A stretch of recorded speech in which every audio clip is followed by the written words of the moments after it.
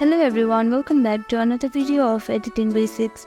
In this video, we are going to learn about how to add watermark in your Canva. First step is to open a browser.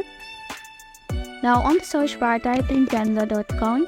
It will lead you to a homepage of Canva website, and here on the top right corner, you can see Create a Design button. Click on it and choose your required template. After that, you can see this upload option on the left side. Here, upload your required image. I have already uploaded this image, so I am choosing this image as an example.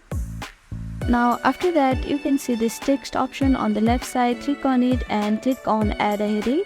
Now type in the text. Now you can resize this text and make it larger. Now here on the top navigation bar, you can see this option which says transparency.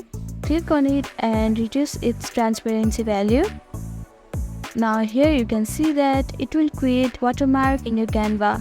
Thank you for watching this video. I hope this video was helpful to you. Please do like, share and subscribe to our channel, and don't forget to comment down below if you have any queries. Thank you.